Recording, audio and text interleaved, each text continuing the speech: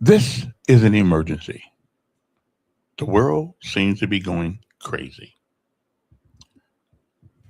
So, this is an emergency from the Elkins National Emergency Message Center. People are going crazy. They've been going crazy for quite some time. But we've noticed recently that the craziness is really out of hand. Stay tuned. We'll tell you what to do just in case you run into somebody with this illness. Okay? So, good morning, everybody. I hope everybody's doing well. It's time to rise and shine this morning. In the and let me make this let me make this announcement. Um, since Friday is uh, Juneteenth, and we got to take brother got to take a day off every time I get a chance to do it, and I'm always off on Fridays anyway. So tomorrow I'm off too. Okay, I'll be back Monday after today. Just want to let you know. Okay, then. So because I got to take a break. My mind, there are things. Yeah, like Ronald Reagan said, there are things in time and space that are not making much sense to me. I don't. They don't make much sense to me. But I'll explain all that later on as we get into the banter of today's conversations. There are just some things that just don't make sense to me. And I'm a pretty reasonable guy. You know, me and Plato got something in common. Or Aristotle. We believe in logic and reason, and there's a way to make decisions in life. And and sometimes I don't quite understand the decision making process of human beings these days. That's all. I'm just saying. Anyway, it's time and get it this morning. I'm kind of motivated right now. Just laying in the bed, looking at the with that thing in the ceiling, where that thing goes around and around and around. Yeah, okay, that's what I feel this morning. Good morning to you. As you rise this morning, it is 73 degrees outside this morning. Um, it looks like it's going to be a little bit more like it was yesterday. It was raining yesterday. It rained a lot yesterday. Of course, it's spring, and that's what happens. Rain does come. Get Lord sends water to make sure the flowers and everything grows, and the bees pollinate the thing. Okay, you know how it works, right? Okay. 73 degrees, and the today's temperature, of course, is going to be a little bit warmer than it was yesterday. There's a 76% chance of precipitation today, probably about 0.5, probably half an inch. So just be prepared if you see puddles on the road and things like that. Don't try to go through it, especially with some of them little bitty cars you guys be driving. Don't do that, because you may be in the wall and your car may be damaged a little bit. So just be careful around puddles and things of that nature, because they're deeper than you think. And your car ain't as tough as you think it is. Okay? On tonight, a 24% chance of precipitation overnight, overcast skies, low 77. And on tomorrow, again, a high of 79 and rain. Thunderstorms, some locally heavy downpours are possible. So let me just say, it's probably going to rain for the next couple of days, off and on. Okay, but that's okay. We can handle it. Okay, all right? We can do it. We can do it. Oh, and we'll get back here in a minute. But don't you guys don't go any place. All right? We're gonna talk about. And I don't know why our city council can't make a decision about something that the decision has already been made. I can't figure it out. I just can't. I was so pissed off yesterday at the city council. I don't know what to do. I got my order for my signs and everything out ready to go, and they just haven't done it. Nobody got any nuts down there? Are the balls all gone? Huh? Boy, I tell you, tell us something. Just say. I got my signs ready to go. I'm ready to run for city council here. Come on now. You know what? They don't want me to do it. They'll take anybody to do it with me. That's okay. But that's okay. Anyway, I'll be back in a moment. We're gonna have a great conversation today. I can tell we're going to have a great conversation today. But before we do that, we must do the most important thing of the show. Yeah, Rand, you're absolutely right. I tell you, Whew, boy, I tell you. Anyway, I gotta go. We gotta go. Our daily bread. What's going on there, Dr. Joe? Appreciate you. Uh, and Rand, I need you to do something for me, man. Or teach me how to do it. Whether I'll pay you. I got $20 for lunch or something like that. Yeah, we got to do some stuff here. Anyway, we'll get. I'm motivated this morning. I'm mad. I'm upset at the city council. It's like nobody's got any nuts down there. Okay, there are two people don't supposed to have them. Not gonna get with those. But the other ones down there. I mean, I what's the problem? They don't realize there's an election next year. If you can't make a decision on something that is quite obvious as this, why do we want you to continue to serve in the city council? Really, you can't make a decision about somebody move up the district, and it's not. Listen, she may not have known she moved up the district when she moved up the district. I don't know, but she did. And Act 618 doesn't give you a choice for whether or not you stay or go. It says verbatim, if you move outside the district, you vacated your seat. Why do they not have the balls to do it? Make the decision. Mr. President of the city council, what's the problem here? I got to get a lawyer and sue everybody down there? Well, I don't have that much money to sue everybody, but sue the council as a whole. Because I got no representation down there. None.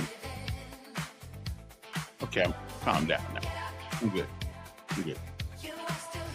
Yeah, won't be raining where you are or where you are here. We'll talk about that later on. Anyway, next up, it is our daily bread, a word from on high, something that will hopefully change your perspective or give you a new one. But either way, our daily bread is always good. It's always a message in there for all of us. And I did say yes, because I need a message sometimes too. So hang loose, and we shall return uno momento. Okay? So don't go any place. I mean that. I'll be back. I'm sorry, I was upset. I've been thinking about this all day long, all night long. Why won't they make a decision? Either tell us they're not going to do anything, or tell us what they're going to do. If they're not going to do anything, that's fine. We had to sue the hell out of them. But other than that, just tell us something, man. I got a whole city council down there that's just ignoring what's obvious. Really? No. But they sure know how to turn people down for the liquor licenses down there. They ain't scared of that. We'll be back. Our daily bread's up next. A word from on high. We'll be back. Every moment filled with your warm embrace.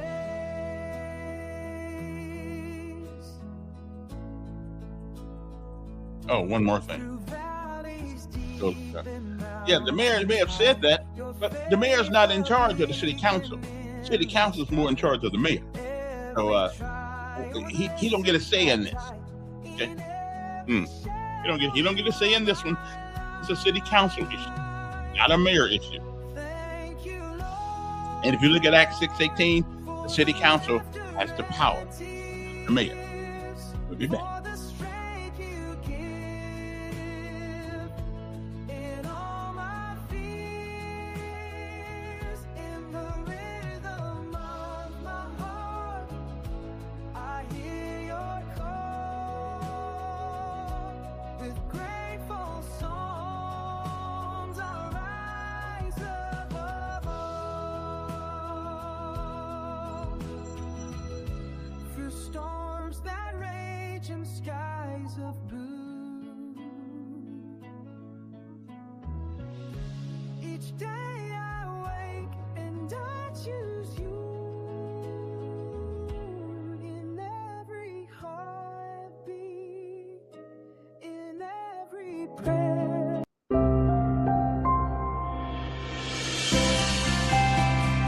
Welcome to today's encouragement from Our Daily Bread.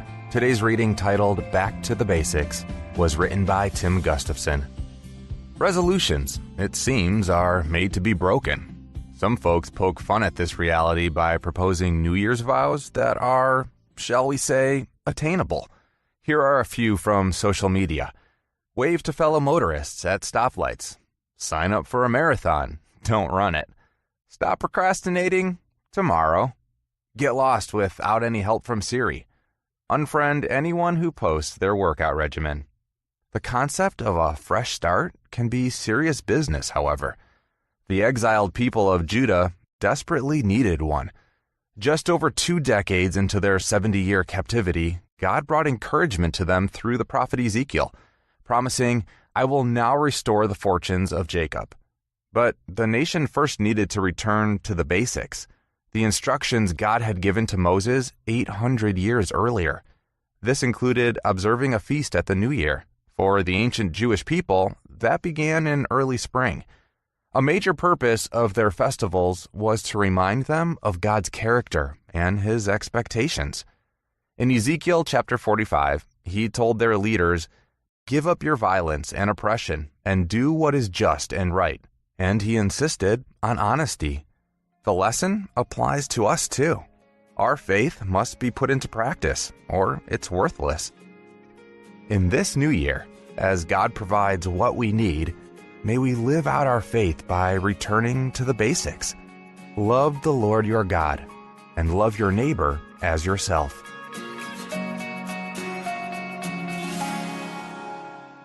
Today's Our Daily Bread devotional scripture reading is from Ezekiel chapter 45, verses 9 through 10 and 17 through 20. This is what the sovereign Lord says. You have gone far enough, princes of Israel. Give up your violence and oppression and do what is just and right. Stop dispossessing my people, declares the sovereign Lord. You are to use accurate scales, an accurate ephah, and an accurate bath. And now picking up at verse 17. It will be the duty of the prince to provide the burnt offerings, grain offerings, and drink offerings at the festivals, the new moons, and the Sabbaths, at all the appointed festivals of Israel. He will provide the sin offerings, grain offerings, burnt offerings, and fellowship offerings to make atonement for the Israelites. This is what the sovereign Lord says. In the first month, on the first day, you are to take a young bull without defect and purify the sanctuary. The priest is to take some of the blood of the sin offering and put it on the doorposts of the temple, on the 4 corners of the upper ledge of the altar, and on the gateposts of the inner court. You are to do the same on the 7th day of the month for anyone who sins unintentionally or through ignorance. So you are to make atonement for the temple.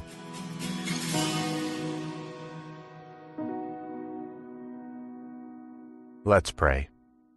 Father, in this new year, may your Spirit show us the places in our heart that we keep from you and that prevent us from living lives that fully honor you.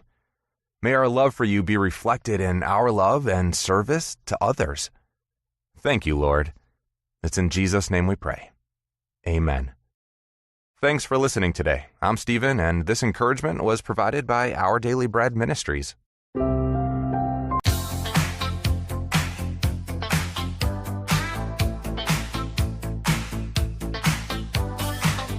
Okay, I'm back. Hey, me and AI wrote this song, I'm telling you. I finally figured out how people are going to make money with AI and music. I figured out. You see, they may not be totally making the music, but they are producing it. So I think I'm gonna try some of that too. See, since I can't seem to get a job. Although I did get an email yesterday from Cumulus. Maybe they finally figured out that, I'm the greatest there's ever been in this job, except for Rush Limbaugh. Rush Limbaugh was the man. Other than that, he was the man. In talk radio, he was the man. I'm the second man. I did get a note. Now, the only problem is it's in North Carolina. But I would be near my home, Fort Bragg, I mean, it would be near Bragg, so I can go out there and tell a bunch of war stories. I don't know. It's going to be tough to get me out of Montgomery, though. I've been there so long now that I've become part of it. I'm part of the history of Montgomery now. I am. So somewhere in some book, somewhere a long time from now, my name's going to be in there someplace. I don't know where, but it's going to be in there someplace. My name's going to be there. Anyway, good morning to you. The numbers here, of course, as you see. Okay, leave that. Okay, turn that off for a second here. I was so ticked off yesterday. I didn't know what to do. Here's my problem with city council right now. You'll go down there and they will take your business license from you, give you a couple of seconds, then tell you, admonish you for doing things that you ought not do, or undo the things that you do, which is cool because that's their job to make sure the city. So, but in this case, is don't do as I do, just do as I say do. Really, that city council is getting on my nerve. I love them. I love all of them. I mean, I like all of them. But officially, they are being what do we call that? What do we call that in the military? They are being what's the word I'm looking? There's a dereliction of duty here, because I got my stuff ready. I'm ready to go. I'm ready to hit the street and talk to the people and everything. I'm ready to go. They're messing around with me. I mean, either are we gonna keep her? You can't stand that song. Well, you get over it. So anyway, so this is going to be interesting, okay? Because you know why they don't want me on the city council? Because I don't. Now, one man. Now let me get this straight. Unlike some people who campaign for these jobs, I'm not going to fool you with a bunch of BS. Okay, one person on the city council can't do anything. Okay, it takes the ability to galvanize at least 4 other people to go along with you to make an ordinance. Okay, but I'm going to give you guys my platform here in a minute. Soon as we get down. Now, as soon as we can figure out, now either and I'm going to call one of them city councils this morning, because either they're going to play city councilman or quit. I mean, wouldn't bother me. A couple of them quit. Wouldn't bother me at all. But however, I like them all. So I'm sitting there watching city council yesterday, right? And I wrote a whole bunch of stuff down. I wrote a whole bunch of stuff down here yesterday. Let's see. Yep. I wrote all that down yesterday, and I got it right here. See, in my notes right here, I wrote it. See, there's all the notes. See, there's all the letters right there. I got it. I wrote everything down. So I'll get to that as we get done. Let me get rid of that thing on the comment thing right there, and see what we can do right there. There's a number. If you want to call in, y'all can't call in when I first get going, because I got to get this energy thing out of me and see what's going on. Okay. So anyway, how's everybody doing? Oh, before we get to anything, I have something to play for you guys this morning.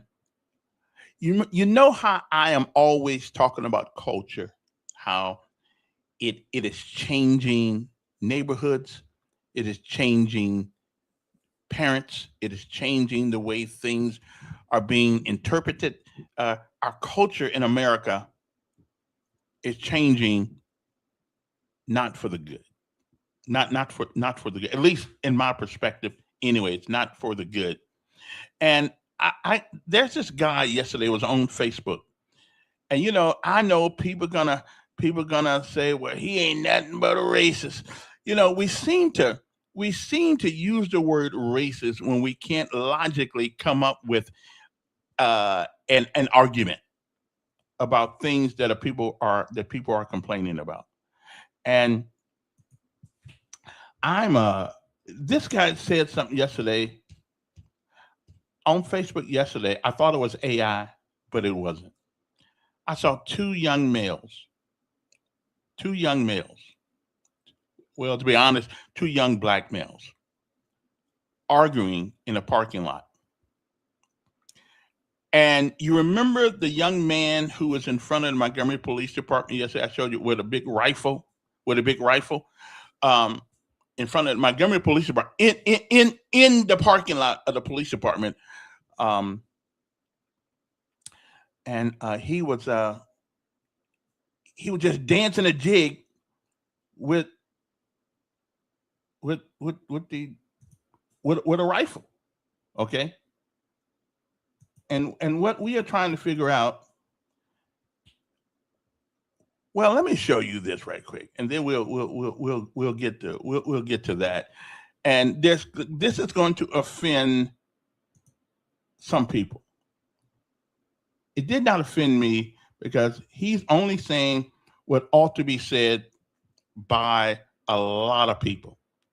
Okay, it ought to be said. I know. Listen, this is why the world should not be ran by women. This right here. This is why the world should not be ran by women right here. Okay, this is it right here. Okay, now, I can't run for mayor because I'm really not qualified to be anybody's mayor. I mean, I can be a major, like a Major Payne, but I'm not. I can't run for mayor. I mean, and me personally, I don't really. Now, I disagree with the mayor on this pride crap, but I don't think the guy's doing a bad job. I just don't think he's doing a bad job. Now, he's a Democrat. I mean, what do you expect Democrats to do? That's what Democrats, he like they go along with the pro-gay stuff and all that stuff. And I really don't have a problem against gay people either. Just to be trying to make me gay, and I'm good. I mean, that's between them and their Lord, their God, and they can, like all of us, we all are going to be accountable for the things that we do. So I'll let them. Yeah, I got my own sin, so I can't. I can't say much about that one. But although a man can never turn himself into a. Now this guy right here. Now I know. I can hear the comments now. What the guy says. What happened? Here's what happened. He's going to explain to you.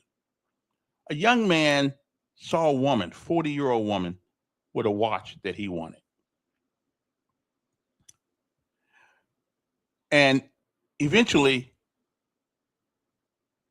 he killed the woman, shot her in the head, and it was a black male. Okay? Shot her dead over a stupid watch. Unfortunately, it was a black young male who did it. Okay? But let him explain it to you, and then I'll be back. And it's all about culture. And he is saying what everybody is saying, but they can't say it because they'll be called a racist. Okay, they'll be called a racist. And when you get called a racist, well, hell, you don't want to be called that, because that seems to be the shaming word of our time. Okay, and this guy's not a racist. This guy's looking at reality, and I'm looking at it. And last night, I can tell you, go to Google, say man got shot last night. It's in there. I haven't even seen it. It's in there. Black man got shot. Yeah. It's in there. I don't even have to. Some town, some city, some street. Last night, all over America, black males are getting shot. It's almost like a silent war. But anyway, listen to this guy and tell me, do you agree or not agree with him? Okay? Because I agree with him totally. Got another troubling story. Happens every day, like clockwork. 18-year-old black kid, actually black guy, sees a watch being sold on Facebook Marketplace. Wants to go pick up the watch. Who's selling it? White kid, white mom, 40 years old she is. The black guy goes to the house. That's mistake number one on the seller, but that's another video. And goes right up to the kid and says, yeah, no, I need this. As if he's not going to pay for it, he's going to steal it. The mother stands in the way, as you would expect. And the 18-year-old starts going away. And he second thinks it. And he says, nah. And he turns around and he starts pursuing the mother, who is now racing back into the house. He pulls out his gun and he shoots her in the head, kills her. over a fucking used watch being sold on Facebook. A woman loses her life because some black degenerate who can't get out of his own fucking way, who probably didn't have a father at home, and if he did, his father was probably doing crack. We need to start saying for what it is. The community of these degenerates that come out of these fatherless homes and these situations where they could barely read and write. I mean, seriously, not all blacks are bad, just like not all whites are great, right? Just like not all Latinos are bad, just not like all Asians are great. Okay, we all have bad apples. But if you want to deny that the black community's got itself a little extra special issue, then you're just a complete and utter asshole. And until people start addressing this for the right way, people are going to keep on getting killed for no reason. The number one cause of death for black men between 0 and 40 years old is homicide. You don't see the issue here? And when I say you, I'm talking about the leaders in the black community. I was a guy who consulted for Ben Carson. I got no issues whatsoever with what your color of your skin is. There are some really great people in that black community. But where are you, man? Where are you stepping up and taking care of your own and getting these kids and getting these families back on track? You want to call us racists? You want to say that we're racist because we call out for what it is? Give me a capital R. I'm not going to sit here and play games. I'm not going to call you the N-word, but you sit there and you call yourself the N-word. You want respect from people? Start respecting yourself. Start respecting life and start respecting what it is that other people have. Stop trying to steal it and being a piece of shit. Got another troubling story. Okay, then. Now, his words, his words were not necessarily for delicate ears. But I'm a black man, and I found nothing wrong with what he said, because that's my issue too with our culture today. So a man goes to a woman's house, and this is just, and I can't even show you the other one where the man got shot down yesterday by another black man in a big parking lot. Other day, another black child in Montgomery Police Department with a big old rifle in the police parking lot the other day. Okay, so what's going on with our culture? I mean, honestly, what is going on with our culture? Okay, because I would like to know. Let me get that out of there right quick. So, what's going on? It's difficult to find strong men who will stand up to this stuff. I don't blame that guy. I don't blame that, because he could be black, Mexican, whatever he want to be, and he would. There in this, and I'm just telling you, it don't look. And let me tell you what happened since this culture is around. It is bringing about. I think unjustified consequences for kids, black children, black young men who are out there working their butt off, who are out there doing nothing but getting up every day, trying to grind, trying to make something of themselves. But they get categorized because of their color and because of their culture that's coming up with them. Okay, they just do. That's just the way it is. And so not only are they hurting themselves, they are hurting everybody in their generation that's around them. Okay. Now let me show you this. This is from yesterday. This is. I mean, we just got some issues, and I don't know how we deal with them until somebody, gets and I realize. Listen, let me get. My toughest conflict is. Let me show you. I got to show you this here. My toughest conflict is reconciling the past to the present. That's my toughest conflict in my own soul. Yes. Black folks were treated like a piece of trash back in the day. We were. I mean, there's just anybody with walking around since, like Mr. Bowling used to say, anybody with walking around since know that. but how everybody today did not do that. Okay.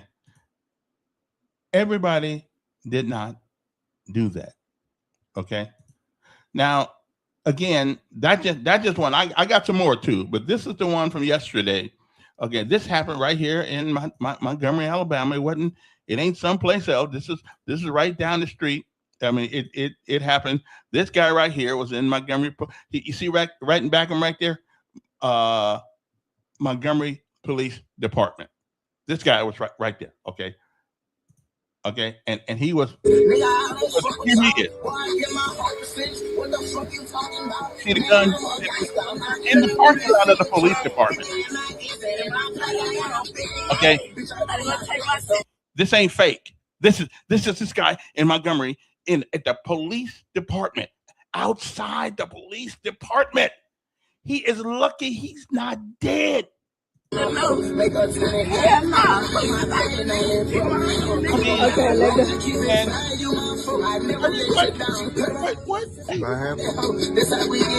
in God's name would make a person, unless he's mentally ill, do that? Right when he turned around there with that rifle, somebody could have thought he was getting ready to shoot inside the police department and shoot him dead. There's a culture out there that if we don't fix it, and I mean fix it now, first of all, we should ban rap music. Listen to that crap. We should ban this crap. Look at him. I mean, and evidently there was somebody else there with him taking the film, watching him do it. But anyway, so, and now, I'm just confused. If my child ever did anything like that when he was that age, I'd have smacked them all around the street. I'd have taken them up to the jail and let them sit in there for a couple of days. Tell the police, listen, let him sit back there for a while. Let him sit back there for a while so he can get his act together. Okay, that's what I would have told. That's what I would have done. So the other guy, I think what's going on in America, and if we don't watch out, the streets of America is going to be littered with a bunch of black young men dead. We have got to change the culture. We've got to show them. We've got to show them. We've got to show them that there's a better way. There just got to be a better way. Let me see what this is. Let me see. Allow this, allow that. Good morning, Simply Days. Morning, Mayor. Good morning. He played that video again this morning, and I was coming out of back of headquarters one day, getting ready to go to lunch, and this guy comes walking across the parking lot, and he's got an old Dirty Harry gun in his hand. He's got a .44 Magnum. And I stopped because I'm thinking for a minute, maybe he's a new vice officer I hadn't seen. Maybe he's from another agency. And then I looked down and he had one of his hands missing. He only had one, he had a stub on the other side. So, well, he's not in law enforcement. So I started to pull my gun out. Well, other people were getting out of their cars coming in headquarters, and they see him. Well, they all start approaching him, guns drawn, and he takes that 44 and sticks it to the side of his head and blows his brains out all over the side of the jail there by the Sally Port. Really? Oh yeah, they had to get the fire department to come out there and wash it down. And the reason his hand was missing because he had taken a skill saw 2 years earlier and cut his hand off with it. And he was wanting to do the old suicide by cop deal, but he decided to go ahead and do the deed himself. But that's the kind of stuff, that you got to be careful about when somebody approaches a police station with a gun in their hand. And as well as I do, that if somebody, and that looked like an SKS to me, and whether it was fake or whether it was real. But let's say it was fake. Which have been worse. And which have been worse. Which would have been, yeah, you're going to die. You're going to die over a fake gun. You're not even going to die over a real gun. But he whips around with that in his hand, and somebody shoots him dead there in the parking lot.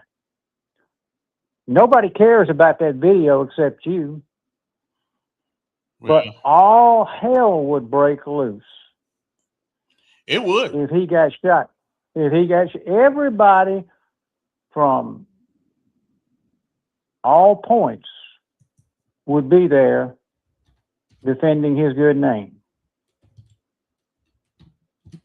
And that's just reality. That's where we are. And that's just like when you said, would somebody come to intervene? Would you intervene? You had a caller a week or so ago say, well, I don't think that boy in Texas should have taken he should have let the school officials handle that. He shouldn't have told that boy to get out of that tent. And see, that's the kind of person you're going to get on a jury.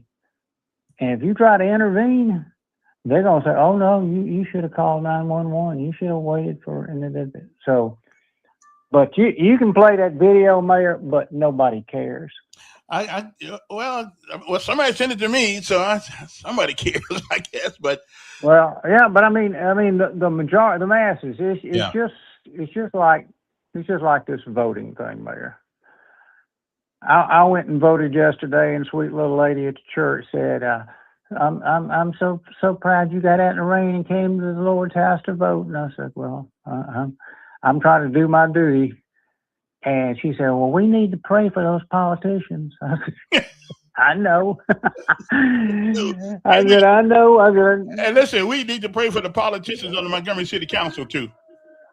Well, they're all these politicians spend thousands and thousands and thousands of dollars telling lies on each other to get elected. Don't you think they'll lie to us, Mayor?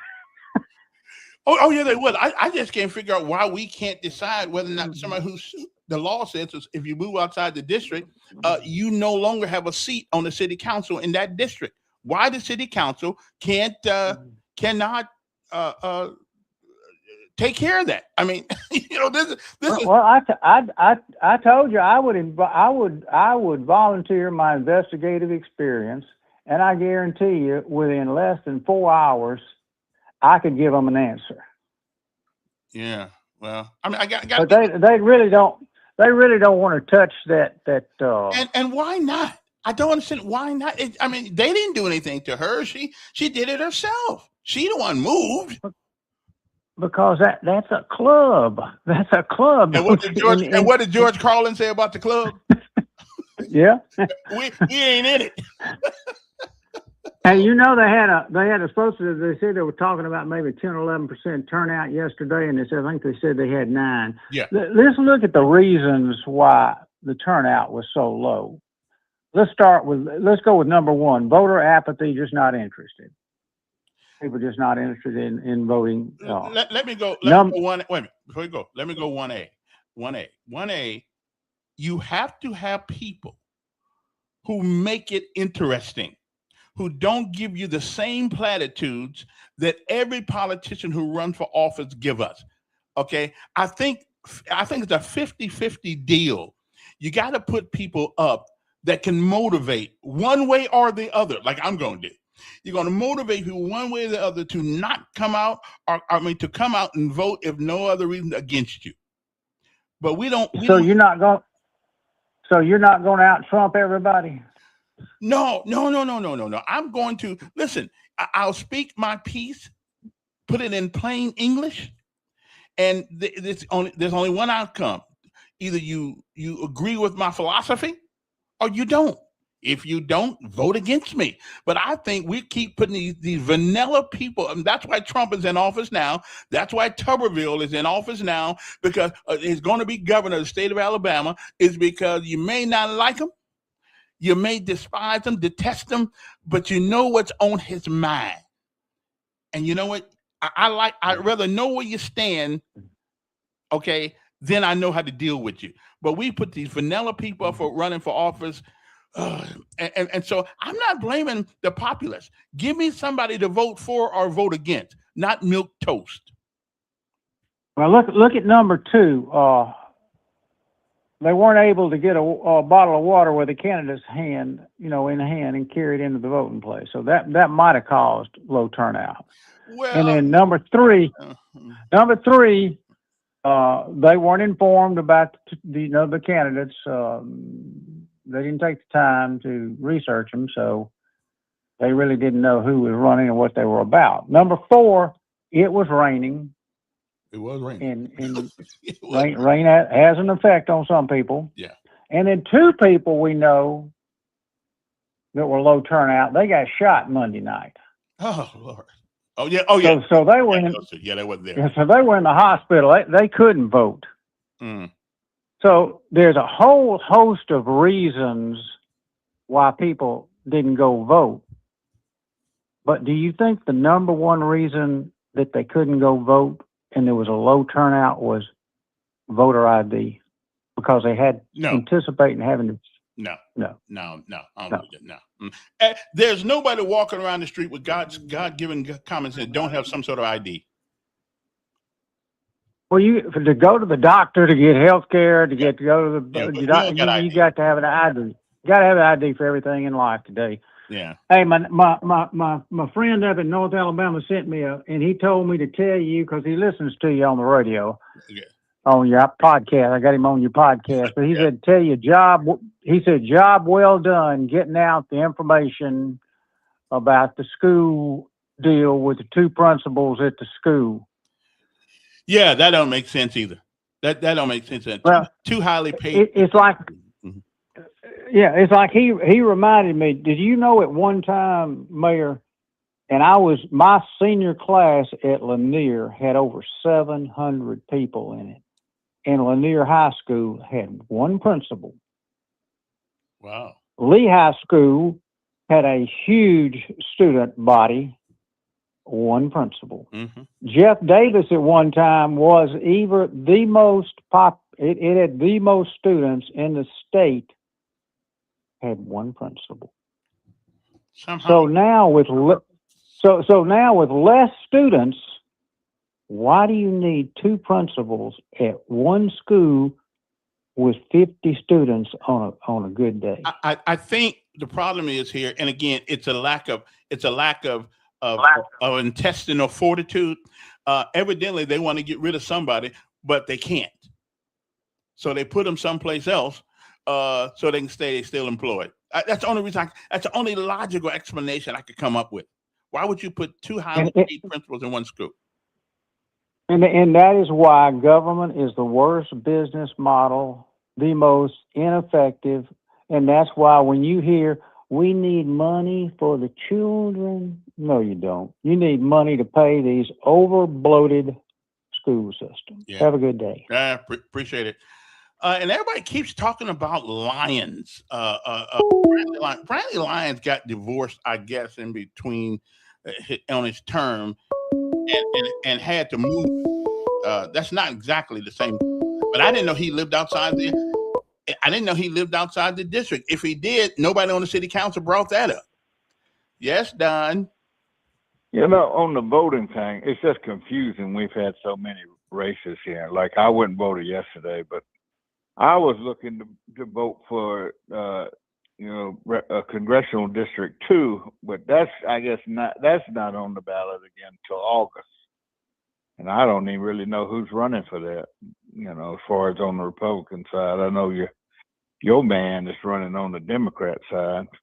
I thought they said, I thought they said they could go back to the original thing. They did. Yeah. That's why it's going to be voted on in August.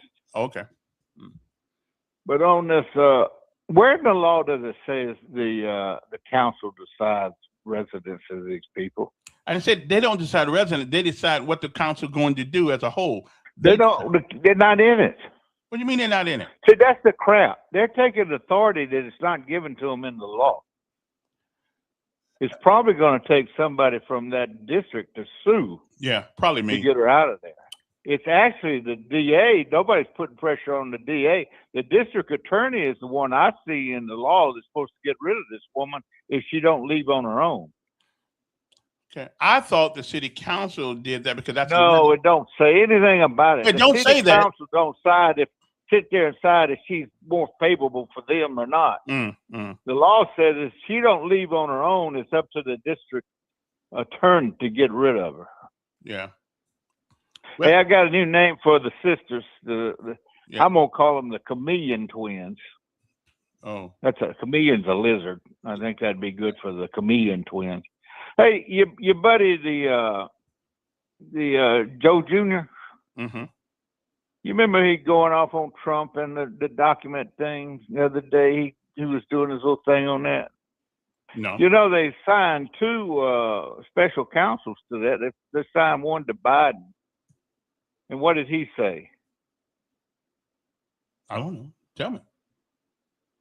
He said he committed the crime, but he was a senile old man that the jury would find hard to convict. Yeah, they did. But Joe Jr. didn't bring that up at all, did he? No, he didn't. No, he didn't. He backed supported the guy. But hey, Joe Jr., tell me this: you had that ban on Sweet Creek. How's that working out? I hadn't even heard you say anything about those athletes you wanted to get out of the SEC. How's that working out, Joe Jr.? Yeah, them boys ain't leaving that money. As far as the Negro killing the guy over the watch, well, you left out the one just last week in Boston where they killed a young college student for his phone. You got Negroes that are 14-year-old that are sticking up lemonade stands. Yeah, I saw that too. But the chameleon twins, they don't find any problem with that. They can't see anything wrong with and I can't wait for Willie Durham today. I wonder where Willie gets all his information. You know, he came up with the crap about them moving Cappy James and can you find where he reads all that stuff? I mean, is that just something that's sent out to black politicians or what? I don't know. He got answers on questions. They're the chameleon twin with their racist crap. You know, take your racist thing and stick it up your ass, Kabila. Nobody cares. Yeah, the word racism gets way too much play. Okay, here's what I believe, and it's strictly what I believe. I think all of us have something in common.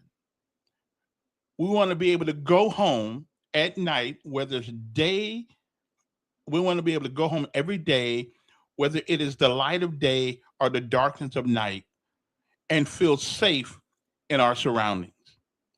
We want to be able to, with pretty accuracy, with much accuracy, say, hey, when I get home, everything that I had is still there.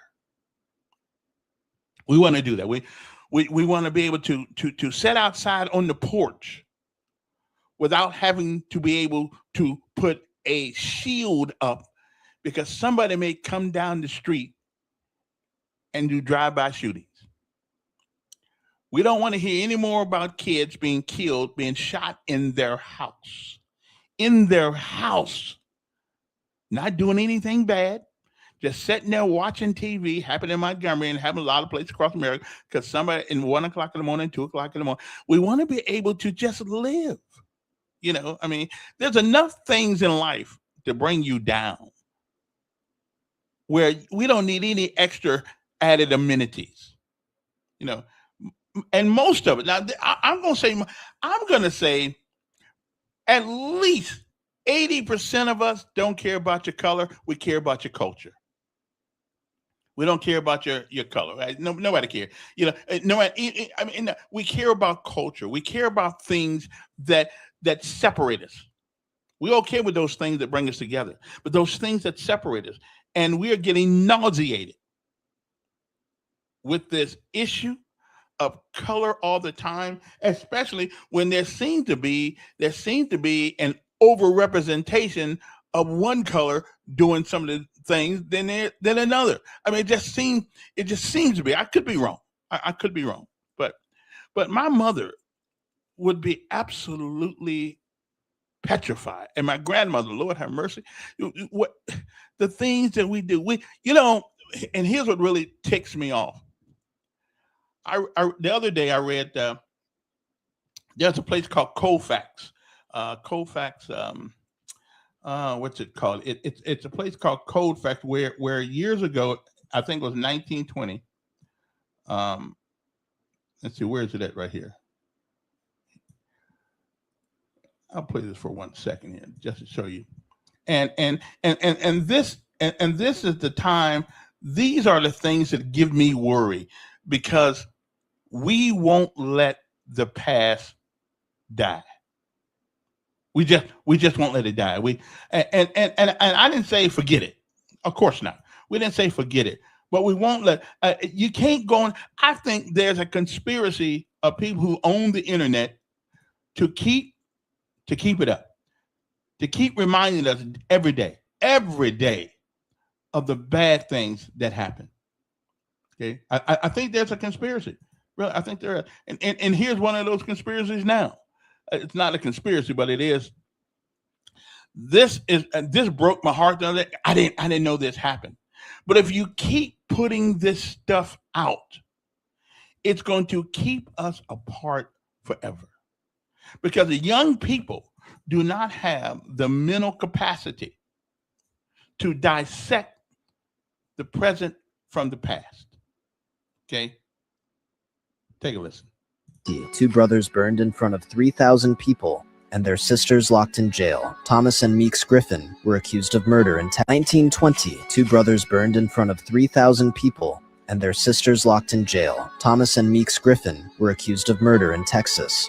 A mob gathered before any trial began. Thousands watched as the brothers were dragged away and brutally killed. Their sisters were jailed, and one of America's darkest acts of mob violence was complete. And when you see these kinds of things, which is absolutely terrible,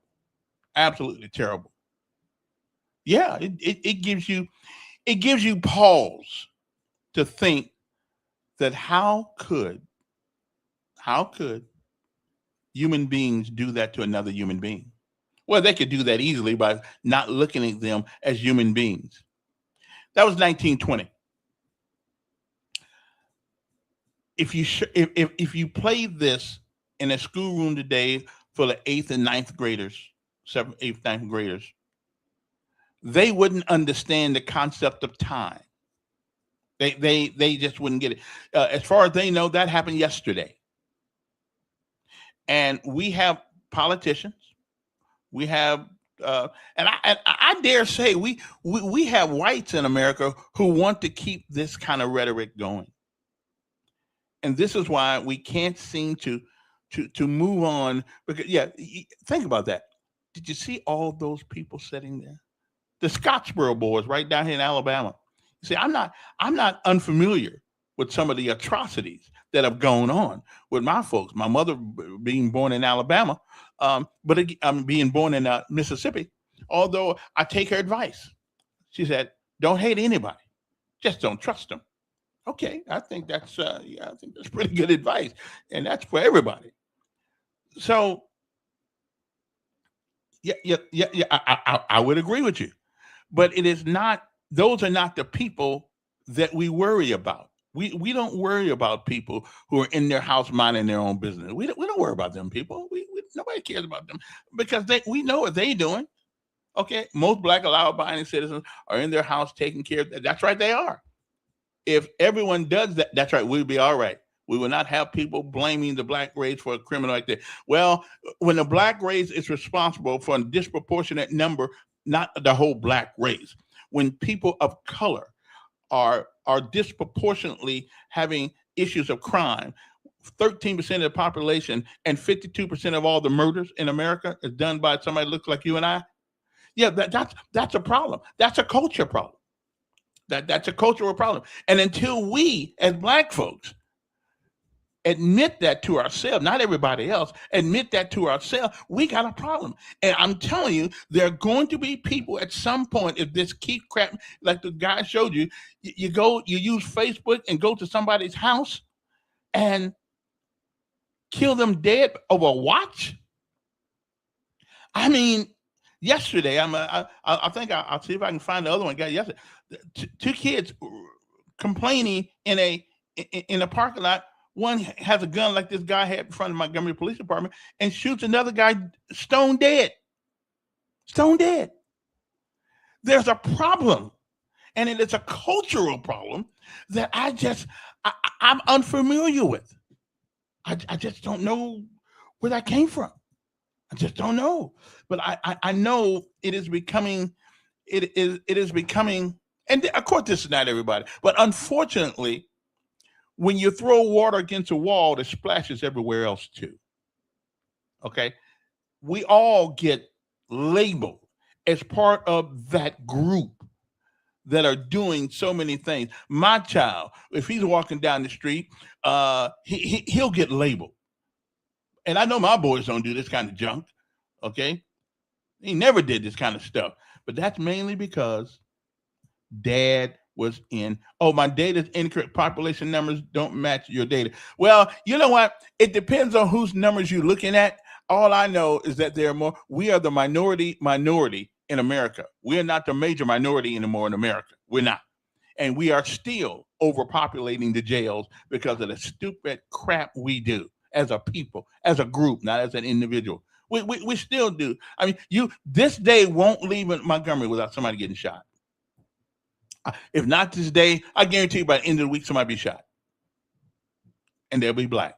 Shot by another black guy that's black. That young generation has issues. And the issues is that most of them don't have a daddy. They got a father, because everybody does. But they don't have a daddy. Okay? That's right. The 90%, the 10% is giving the 90% a bad name. That's true.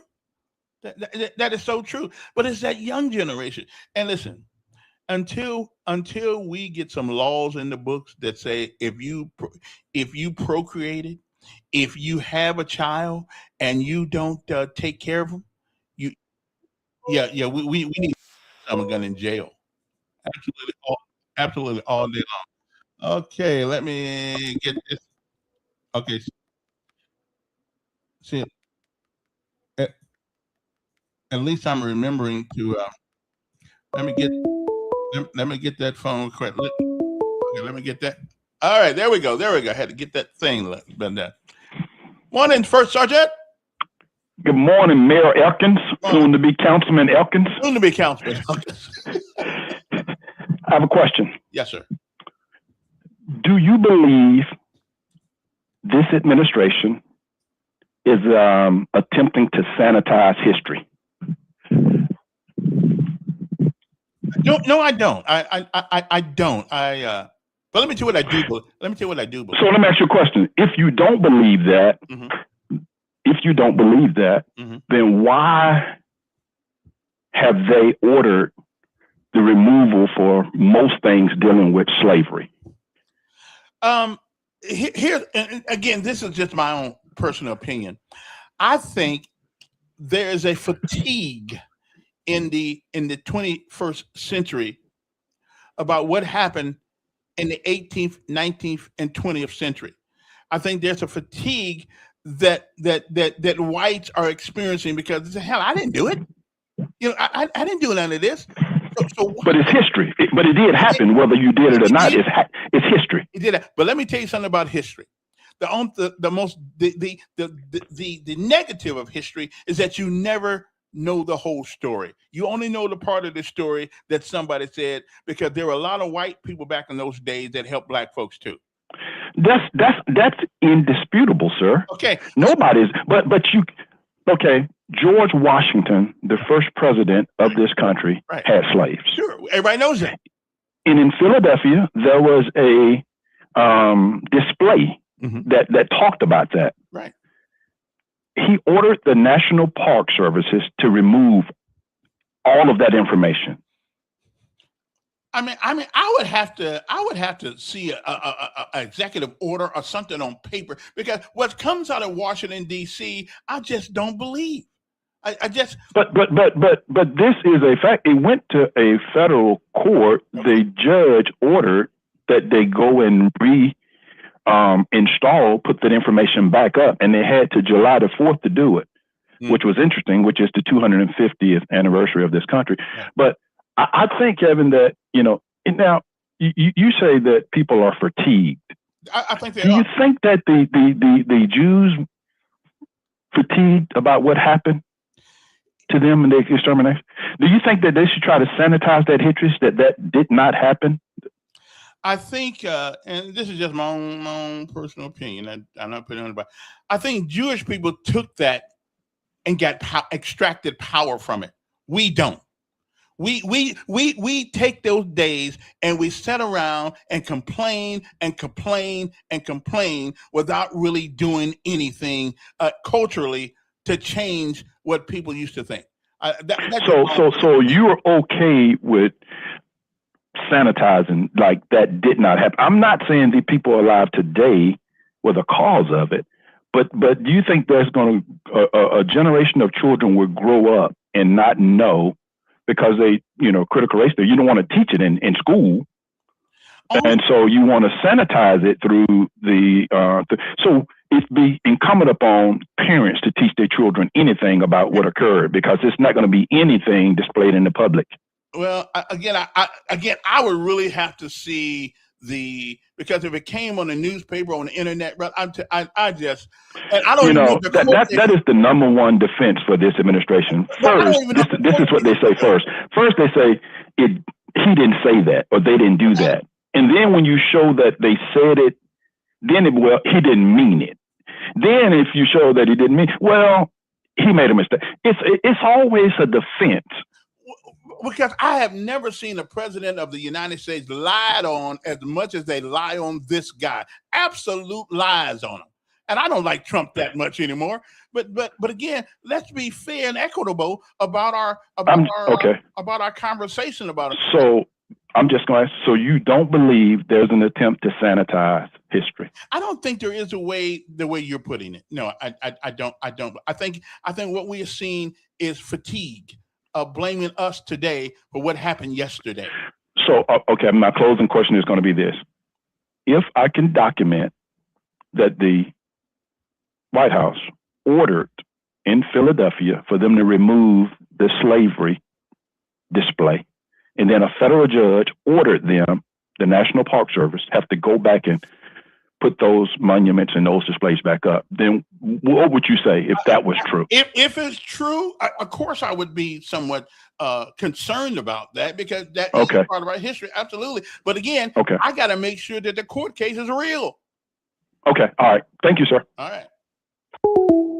I just never seen one man vilified, because lies in the press, lies on TV, lies in magazines, lies. I've never seen a president of the United States lie on this much. They lie on the guy.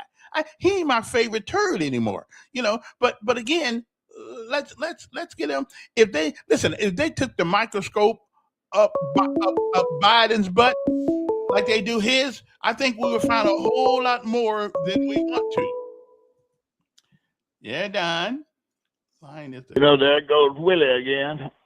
Trump's thing was that they were putting out the race part of it more than they putting out the guy risk his whole life and everything to establish the country. They put more on the negative than they do on the positive. On the picture you showed of the blacks burnt, which is an awful thing. Right. What did they leave out? What do you mean what they left out? There was something left out of the story. I know. I was amazed that many people watched two innocent men. No, what was left out of the story? I don't know what. The two of them murdered their landlord and his son. And we gonna believe that, given that the data given and listen, do you not believe what? I mean, it said if you look up other than what that the race museum down there puts out and read the whole story, you find out. But you don't believe. I'm not saying burning people's the right thing to do, but you don't leave out the part where they murdered their landlord and his son. And you don't believe that there was provocation for that back in those days, the way they they had the right to murder their landlord and their son. Yeah, they had the right. I don't know, but I do know we were treated terribly. That's like saying that you don't believe they don't have the provocation to burn them. See, that's so stupid. They don't. You're going to throw out the other part. It's what is that museum, GEI, whatever the hell they call themselves down there, equal justice thing. Yeah. They always leave out part of it. And there again, goes Willie Durham with his crap again. Where does Willie get all that? But from? before every morning, hey, you know, did you watch The View yesterday? Watch who? The View, the no, movie with Vance on there. You know, Vance was on it. Yeah. And, I didn't watch it. And Whoopi Goldberg came with the same crap that Reverend Willie came with this morning. And he said, well, can you give me a specific thing? And she said, oh, it's just thousands of thousands. There's too many to give. Couldn't come up with one specific thing. And all this. Tell me what black statues are being taken down. Can you name me one black statue that's being taken down? Well, again, I don't know any black statues. I don't try to accept Martin Luther King. The one. Well, that's what they're saying. They're removing black history. They're taking down black statues. I can't think of one that's been taken down. Yeah, I can't think of one that's been put up. So and the whole complaint was, it's like the whole crap. Yeah. They overemphasize the slavery part of George Washington and don't put the part where he risked his life and everything for the freedom of the country. You know, and it's like Robert E. Lee. Robert E. Lee didn't even own a slave, but you know, you got that crap on him too. You know, it's just again. I do. You know, I'm 76 years old. Outstanding. You know, you got Joe Jr. the other day calling in. What was he talking about? The young boys over at Mississippi with the guns in front of the Emmett Till thing. And turned out, I looked it up. It was 30 years ago. The kids were out there in front of the Emmett Till thing. But they keep bringing it up like it was yesterday. All righty then. All righty, I got you. And again, I think the fatigue is wearing on this country unless we change our direction. Okay. What's up there, Duke? Now, Carolyn. Yeah. That's the worst response I've ever heard you given to a question. And what was the question? Worse. He asked you about the why they taking down the Black History. I mean, we didn't win over all this before. Yeah, but I don't know if it's true what they say. They lie. But your answer though. And what was my answer? Your answer was that the fact that white folk fatigue. I think they are. I think they are fatigued. Why? What they got to do with the question? Because all we do often is complain, and the people who are complaining are not the ones that went through anything. Well, Calvin, doesn't the Confederate have their little thing every year? Nothing. I'm tired of that one too. They used to have some there. Port Toulouse up there. Factory or somewhere up there. Yeah, do they still have that one? Do they still have that one? I'm with you on that. On TV every year. Rubbing our face on TV. They used to dress up and have it. Every year they celebrate losing. I don't understand that one. They lost. Okay. Yeah, so the monument was taken down. That monument was taken down. What Trump do when he first got back? What monument? Confederate monument. Taken down. The Confederate monument, the one I'm talking about. Yeah, but let me ask you something. Didn't Trump go back? Didn't Trump go back to these military bases and put the names back up? And I don't blame him. When he first got back in. Yeah, I don't blame him. So what's the difference? What are you talking about? Do we have to use that phrase fatigue? I went to also. Wait a minute. Are we fatigued, Kevin? Are the blacks fatigued? I think so sometimes. Yeah. I'm trying to put that same thing now. For that same thing you're talking about. I went to John. Then you sit here. Then when my boy get deep with you about it, you sit here and say, I went to. You can't believe what you see on TV. You can't believe what you see on TV. What you read. You can't believe it. You just cannot. How did you get educated if you don't listen and read and listen to other folks talk about it? All right, coming out of Trump's mouth. Do you agree? Then you got the vice president saying, you don't have to apologize for being white anymore. I don't think people should have to apologize for being white either. They ain't their problem. They didn't. Who asked him? Who asked him to apologize? When have they ever apologized? But we've seen in this country often. Who asked him? Who asked the vice president to apologize? Wait a minute. I got white people asking white people to apologize for being. I said, who asked the vice president to apologize? I don't know. Listen, Why would he be so bold as to go out and say that to the American people? Well, I think because I know he did it. I know Kamud is going to come on here and say, "Oh, he did that at the Charlie Kirk thing." Yeah, that'd be even worse. Doing that at a Christian, so-called you love Jesus and all that, Kevin. Huh? I hear you. Huh? But back to the subject matter at hand. Yes, he's been taking down stuff related to black folks. Want to erase that history because he don't want the white kids to, the young kids to see how they mistreated folks. Hey, and you said don't go back in the past. When Trump got a lot of bills, he went back to the past, 1700, making laws from the 1700s. So he go back in the damn past all the time.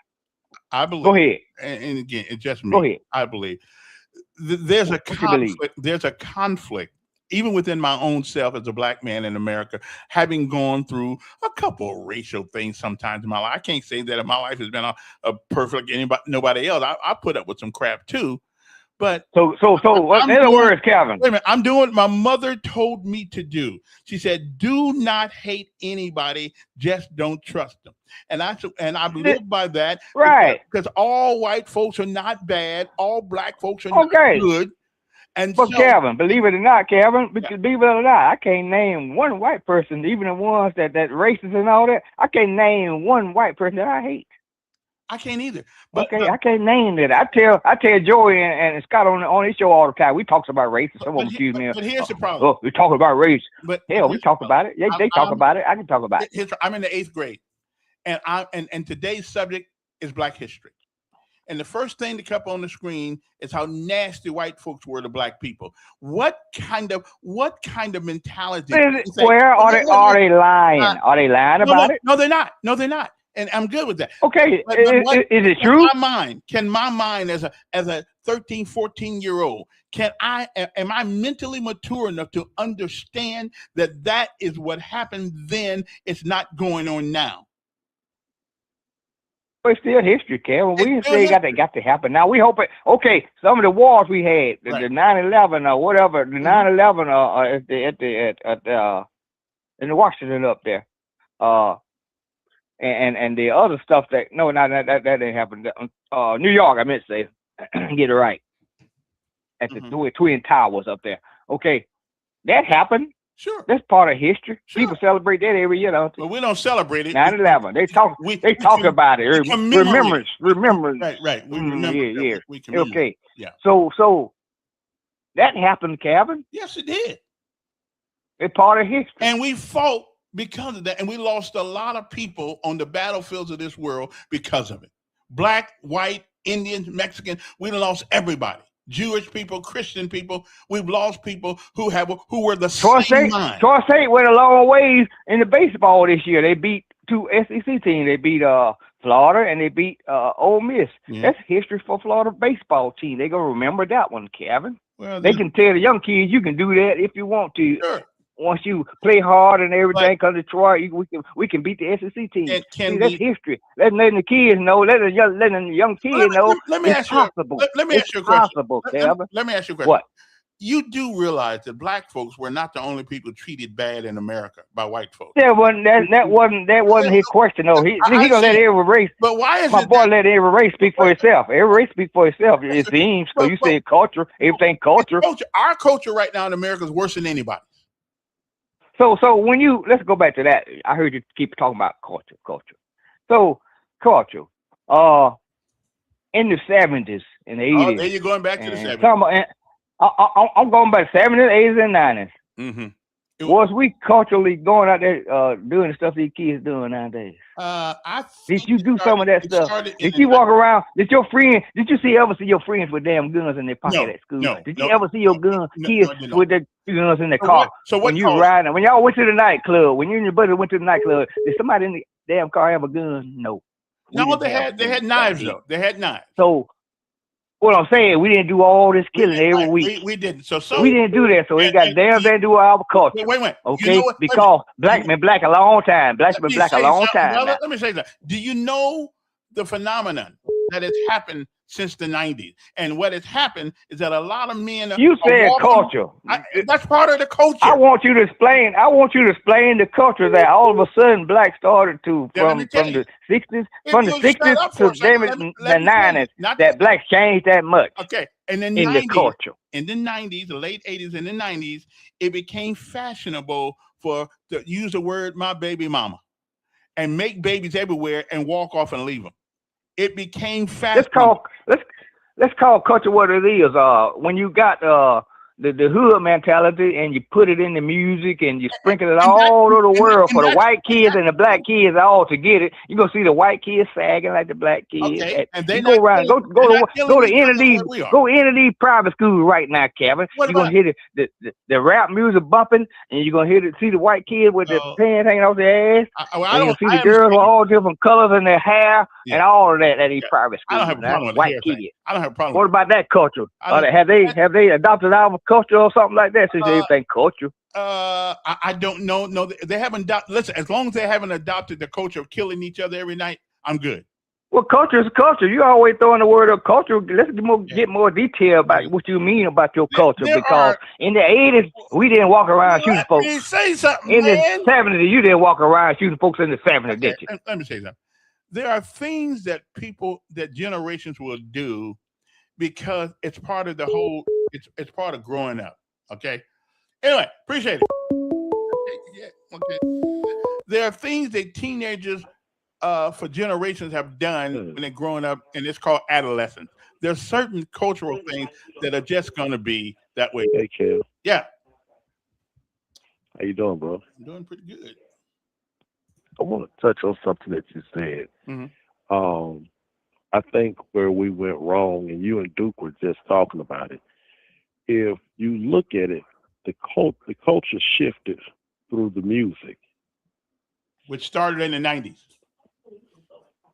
which was in the 90s, and what you call you have to look at it. They were taught to defy the authorities, and then it just went downhill from there. You know, and things that we should have been, you know, culturally and publicly shaming, we embraced. They call it the style. You guys gave a very good an example, sagging pants, right? That became culturally accepted. Yes. The NWA went to I think they got taken to Congress one time because they did a song about F police or something. Yeah. That started that. Look at where we are now. But the bad thing about it is we have to put our, and this is just me being fair, we have to put our foot down on what's wrong and what's right as a people. We can't expect white people to do this one for us. You know, you don't have Sexy Red is not a white girl on TV. Her and Megan Thee Stallion not saying that they selling that WAP on TV. They're not white girls, but we've accepted it. Some of Sexy Red's, Glorilla's, their lyrics, we've accepted it. Also, Dr. Dre, Ice Cube, we accepted it. I mean, they all played a part. Snoop Dogg, we accepted it. Can you name 5 white rappers that have the same message that our rappers have? I don't know one. I only know one white. Eminem was the only one I can think of that came remotely close, and the public stood up against him. But we have to publicly shame what is wrong. You know, we all got common sense. We do. Yeah. We all have to, and we have to say, you know what? It's not good for us to be calling our women bees and whores and everything else in the music. Now the women are doing it to each other. You know, there was a song out when I was about, I was in my 20s. And the whole hook of the song is, I hit that bee in the head with a bottle. Right. It became a club banger, but as you turn around and you look at the lyrics, Lil Jon and the East Side Boys, throw your setup. And in the back of one of the songs, he said, look around the club and look to see who's throwing up another set. Go get in their face. Yeah, yo set ain't nothing. What you think that's gonna do? So what does that mean? pretty much, if you see somebody throwing up a different set, you run up in their face and tell them they set ain't nothing. What is that? What is a set? I don't even know what is that. A gang. It would just say gang. Your neighborhood, your gang, your crew. Oh, it could be a variety of things. And then your club, your set ain't nothing. And before you know it, you got a riot started, and it's because of the subliminal negative message through the music. And it is also because it was not corrected in the music. We've had movies, multiple movies, underground movies made, exploiting the hypocrisy and the downside of our culture. And it was never corrected. This starts with us. Yeah. So until we put our foot down and say, you know what, we're not gonna do this. This music is no longer an art. It's nothing. There's nothing that's art about what we're hearing on the radio nowadays. My girl's got a girlfriend. No, that's not art. That's sick. That's sad, and that's perverted. My girl got a girlfriend. Okay, I'm with you. Right. This typical songs. And you have to be careful what your kids are listening to. And not only the kids, got to be careful what the adults are listening. Everybody ain't listening to no line dancing, so we have to be careful and cautious. But like I say, I hang up. I'm listening to the conversation. This is actually a good one, but this is something that we have to start correcting ourselves. And you know what? It's not going to be an overnight thing. No, it won't. I really wish they were banned, and I do mean banned. That drill music and a lot of this rap music. I mean, just look at the damage it has done to our communities. Yeah. And I'm gonna leave it right there. Okay. Appreciate it. Jim Ziegler, which I said was gonna win. Let he gonna win that one. I said that okay. Well, it looked like all of my okay. I'm batting 100 on who I said would win, the ones I called. I batted 100. Emily Jones, State Board of Education, District 8, got 18,000. It looks like 61% of the vote. And Sydney Brown, look like they're pretty. I'm pretty good. The rest of these folks, I don't really. And the Montgomery. Let's get back to the Montgomery City Council one more time, because that's how I started this morning. Now, Montgomery City Council.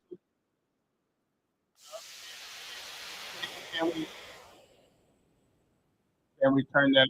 Okay, there we go. Montgomery City Council leaders, at least they lead in something, moved forward Tuesday night on several issues that have been closely watched by residents, according to WSFA, including the future of Jackson Hospital, the Greater Floyd Campus Master Plan, new rules for large neighborhood parties, and additional requirement for hemp-related businesses. The meeting opened with Mayor Stephen Reed addressing Jackson Hospital, the city's ongoing effort to help stabilize the healthcare access in Montgomery and across central Alabama.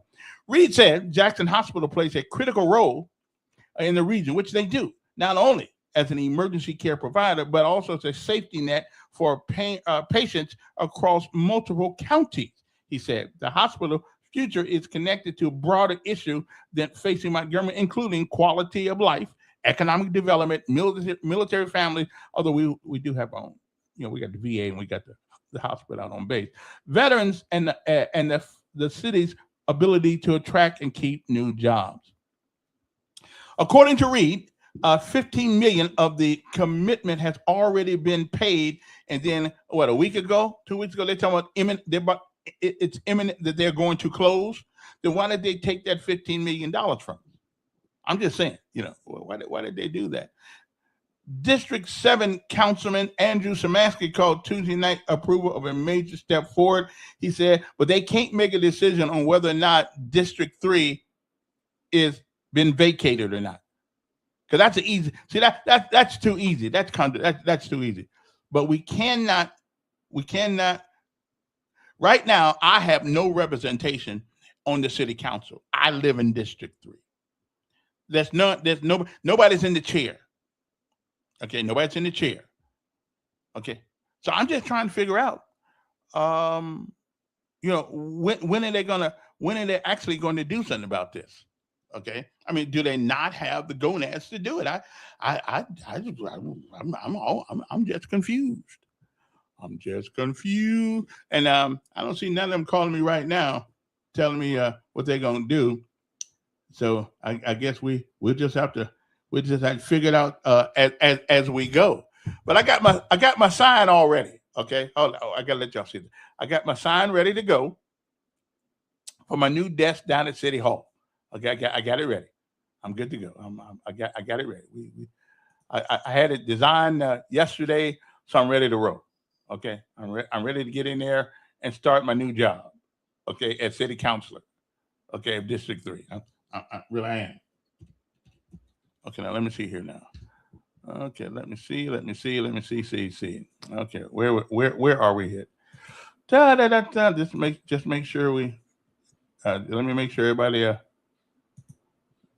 Okay, there we go. Right there. There we go. Boy, that looks good.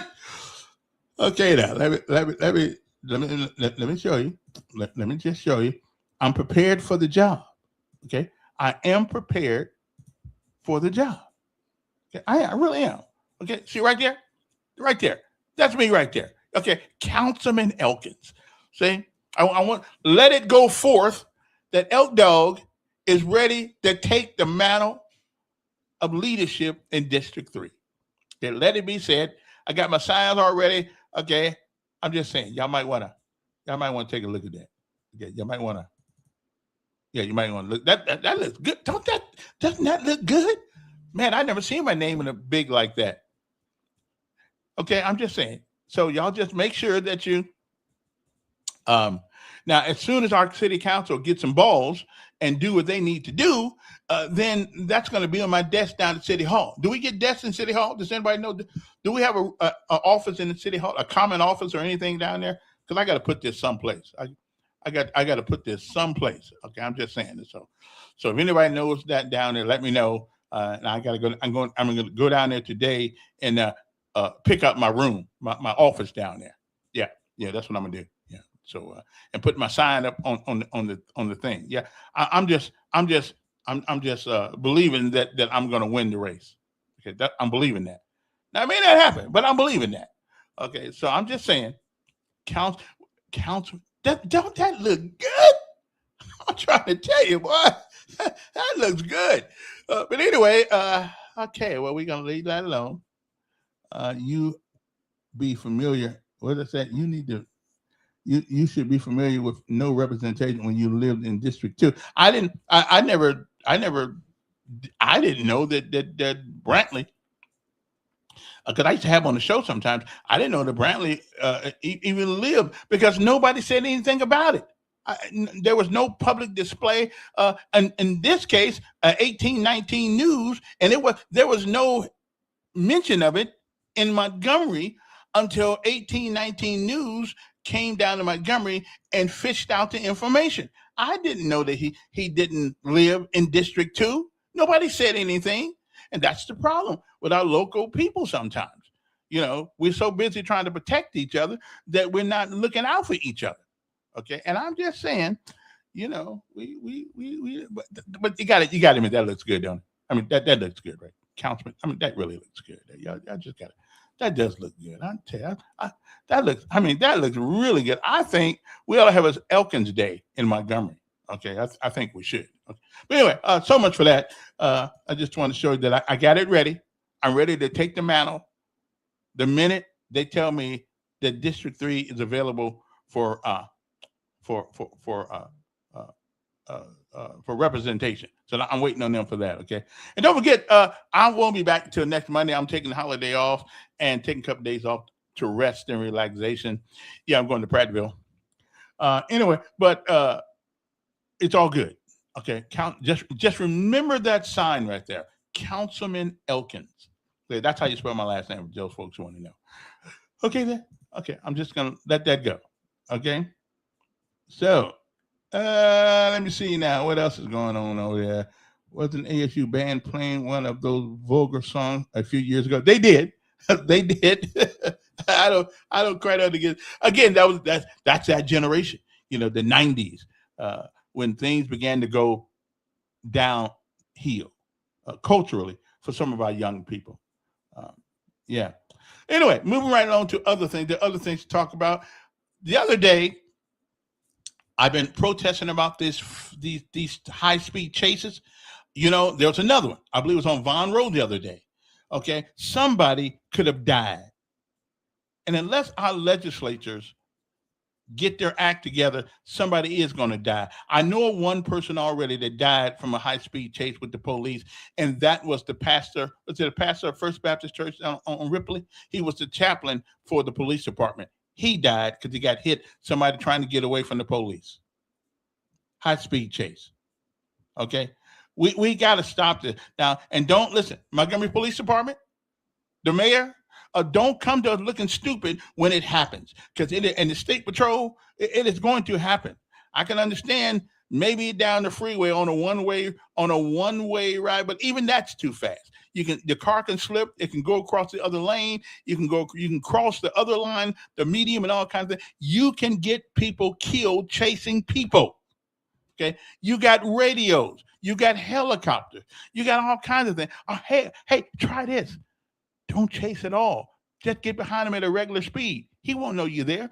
Get a fake car. Get in another car. Find out who he is. I mean, but this speeding thing, it happened. And we lucky that a lot of people didn't get killed on Von Road. Okay, we lucky. We need to cut that crap out. Okay, unless you know of somebody in the car that possibly can be killed and life is in imminent danger, because somebody smoked marijuana is not a reason, or he got caught with dope, or you don't have a driver's license. There's no reason to chase people down the road at 90 miles an hour. These people got up to 108 miles an hour. You cannot stop a car immediately if you're at 108 miles per hour. You're going to kill somebody again. Okay. I'm just saying, you might want to think about that. Somebody told me that Brown's going to run for president again. Yeah, they told me that Jamel Brown said he's going to put his name on for the presidential race next year.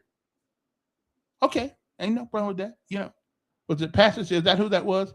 Anyway, and he got killed. Okay, I'm going to play the tape. The lie you are telling soon as you run for office. Well, that's okay. If I told a lie, if I'm lying, I don't know it. So just tell me I'm lying, and I don't lie. I don't lie on purpose. I mean, if it's not a lie if it's not on purpose. It is a mis. Done. Yeah, come on. Why don't you come over and fix my stuff? Because I'd rather be typing than doing this. You could fix my stuff. I sure can, but it's a service. But let me ask you a question. Yeah. Why don't you want the police riding up and down at 90 miles an hour with sirens and lights when the citizens are riding up and down 90 miles an hour with no sirens? Great question. Great question. Because you got a mayor that ain't going to go out there and stop anybody. Ask separate days how many people. The people are supposed to be out there writing tickets is what's called traffic. I bet you they ain't got one cop assigned to traffic. Actually, I saw a bunch of people getting pulled over the other day. So I did see a bunch of them. Yes, it was done by the sheriff department. No, it was done by Montgomery. They were Montgomery. Where was it? Motorcycle officers. Okay. Where was this done at? I don't know where it was done. I go all over town. But you said you saw it. I did see it. I got a lot of you. Don't know where you were. I'm all over the place. You're like the woman that said Trump raped her, but don't know where it happened. Right, that bad. I was Ubering and quit making up stuff. Wait a minute. You're not that important. Jump to make up stuff. There ain't no police officers out writing tickets. Yes, there is. I saw some. No, they're not. Okay, well, tell me where it happened. Well, in Montgomery. I can tell you it happened in Montgomery. Oh, well, you narrowed it down. Thank you very much. Hey, Don, always good to talk to you. Okay, I'm just saying, I saw him, and listen, there's a service called I'm a qualified, bona fide, verified computer guy. So if I come to your house, But I tell you, normally I charge $85. But for you, just to get you so you can write, it'll be $40. Call me when you want me to come over, and I'll come over and fix it for you. $40. That's what it's going to cost. You know, $40 seems to be the median price these days. And that's my senior citizen discount. Okay. And another thing, talking about discounts, man, I have not talked about my sponsors today, and let me do that right now. Do you need a cell phone? Do you need one? Do you have one? Okay. Do you have one, or whatever the case may be? I'm going down to call me on my home phone. I talked to you enough today already. I mean, my cell phone. We'll talk later. Anyway, so if you need a cell phone, hold on for 1 second. Let me get my spot out the way, and I get right to you, Charles. If you have a cell phone, or you need a cell phone, or you got a cell phone that doesn't work, and you stuck it to somebody, you're not paying for it again, that ain't a problem for us, okay, at One Stop Wireless. We can take that old cell phone, turn it on for you, no matter who had it. We can turn it on for you, at least in 99% of the time we can do it. Or they can do it, because I don't know anything about those cell phone people, about the cell phone. And it's called One Stop Wireless. You can get in it, you can get a phone, and your phone service only run you I think it's $25 and $30 a month, text and data. Okay, so you got no problem there. Okay. Anyway, One Stop Wireless, and you can also pay different bills over there. You can pay your light bill, your gas bill, and all that kind of stuff. You can pay that over there too. They're right there at the corner of Atlanta Highway and Coliseum Boulevard, 3445 Atlanta Highway. Okay, right in that gas station right there. I think it's called Shell gas station right there. Trust me, you want to go see him. I keep telling the story all the time. I left from here, went to Indiana. I had a phone from those guys 6 years ago, and it's still working. And not only is it still working, I was able to get, even with all those stupid looking windmills up there in Indiana, I was still getting my signal bright and clear. Okay, that's what I'm talking about. So don't worry about that, because some cell phones right here, if you try to go to Birmingham, you lose signal. Not with these guys. It's a good system. They're good people, and do business with local people when you can. Okay. Where they're located? Yeah, 3445 Atlanta Highway, at the corner of Atlanta Highway and Coliseum Boulevard. You'll see, go to the left, you'll see a gas, I think it says Shell gas station. That's where they are. They've been there for a little while. They were down in that little shopping center on Madison Avenue. Okay, but then they moved down there, and they are doing great work. Again, 320-2988, 320-2988 is the number. 320-2988 is the number. All right, Charles, what's up? Kevin. Yes. Good morning. Good morning. Tell your boy you got him caught in one this time. What? Brother Don. Oh. Give him 5 seconds to tune in so he can hear me. I got 2 tickets last week from the Montgomery Police Department. I'll bring them and give them to you. Okay. Good. He lying this time. Yeah, he lying. Yeah. I got 2. He gonna say I'm lying, but I don't mind. I'll give them to you. Mm. And you can look at it for yourself. I got 2 tickets last week. So they are writing tickets. They probably ain't writing them fast enough and enough of them. But they darn sure writing them, because I got 2 with my name on them. Yeah, I was Ubering the other day, and I see them had some cars pulled over. So I said, hey, there's on more. Yeah, they definitely had me pulled over. I'm sorry, brother, but it's all good. It was just a malfunction. I'm good.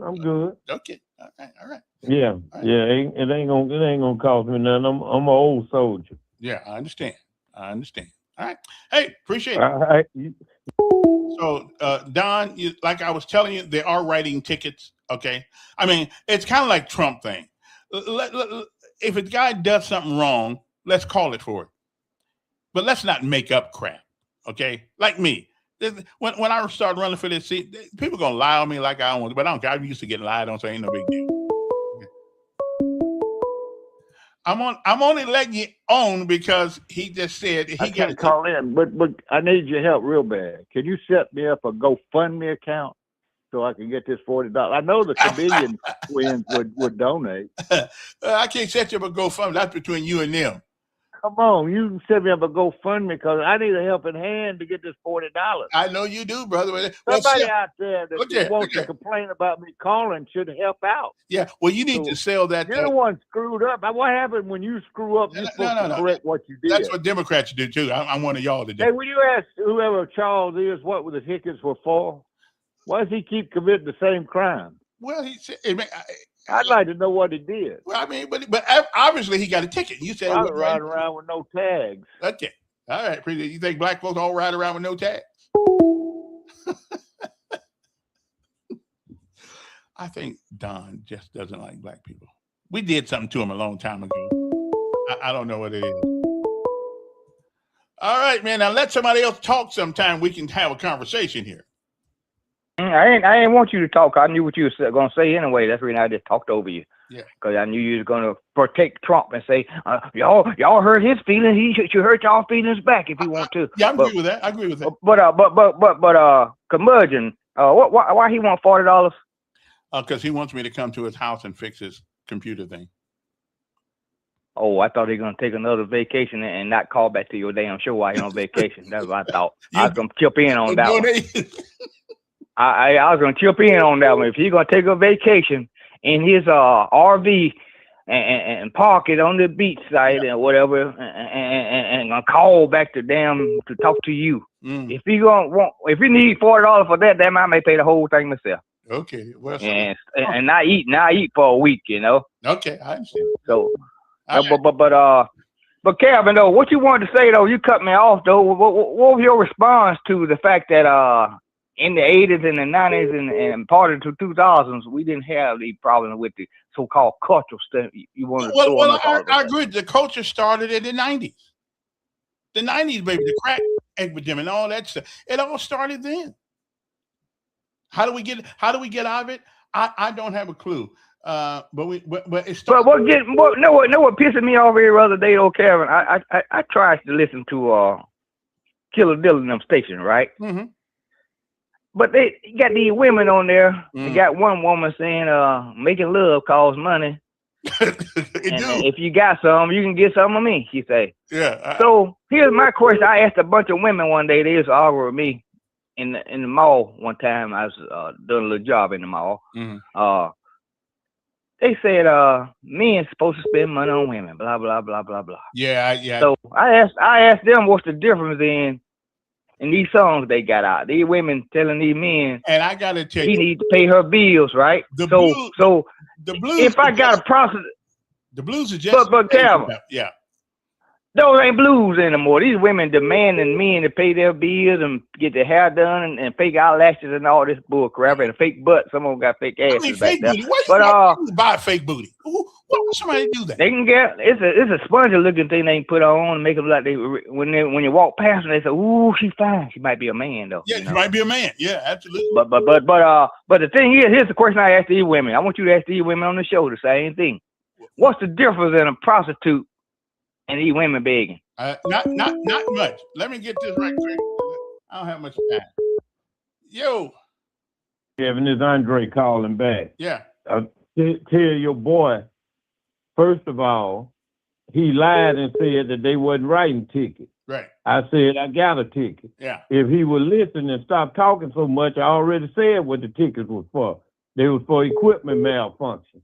I said that when I told you that I got the ticket. Yeah. Next thing is, I got all insurance. I have all of my driver license in order. Well, and I got a perfect driving record. You getting any of that insurance for $39 a month that they keep? Hell no.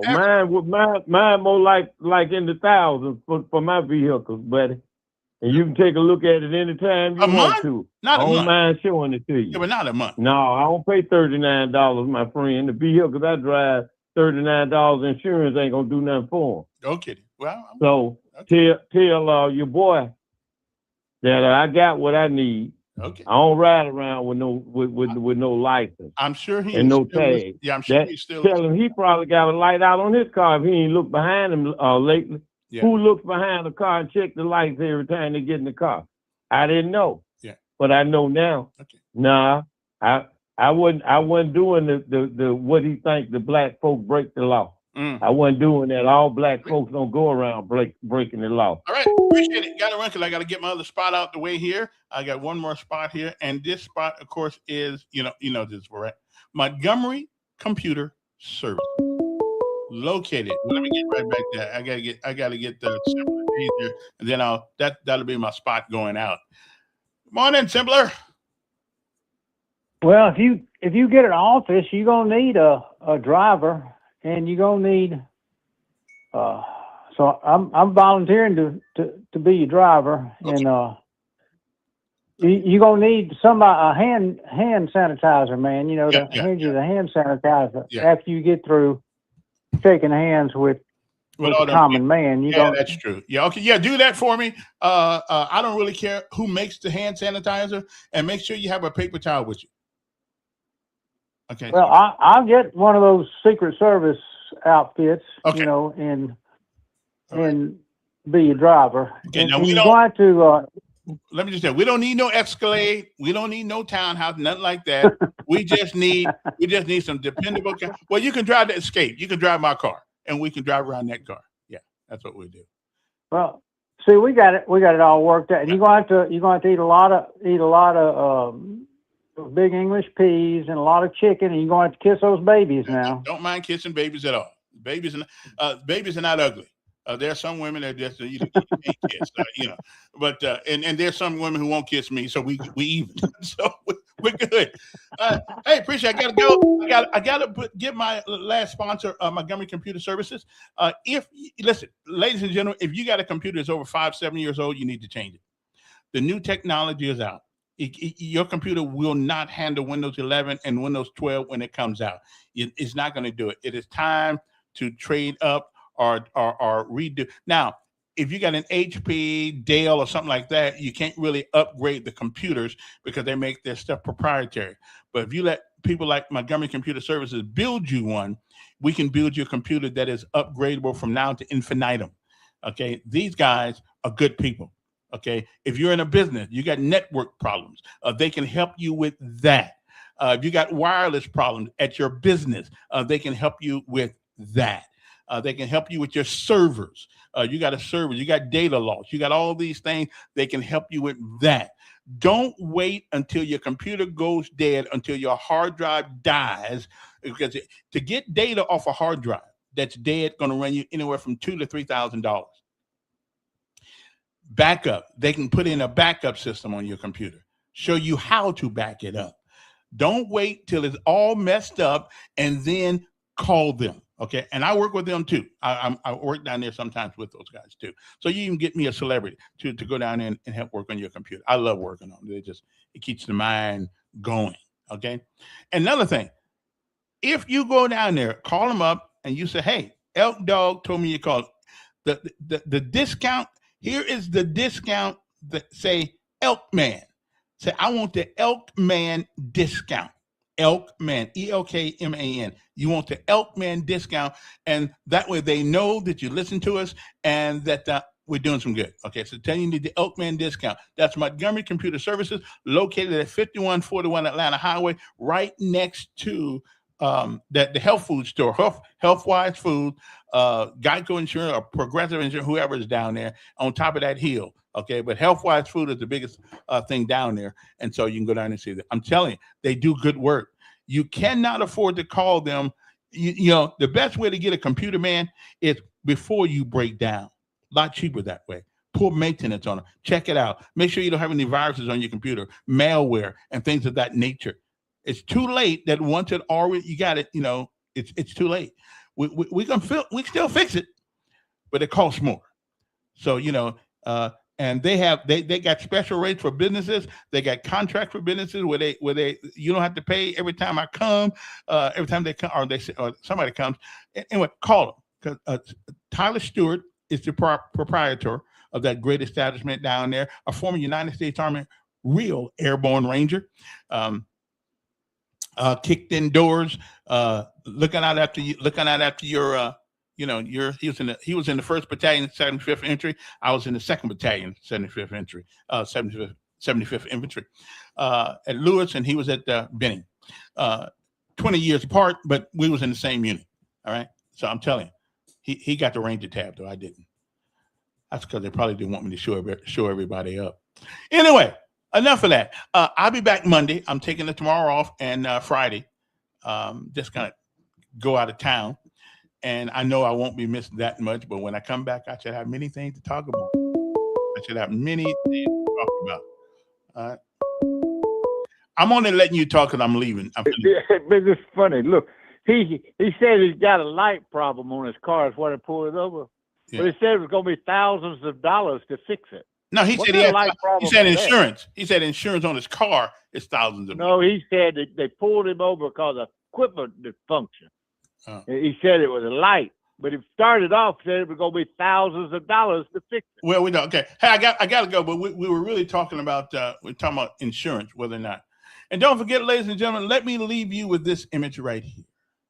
Let me leave you with this image right here, because you need this. You really do. You need to know that I'm out there and I'm trying to look out after you.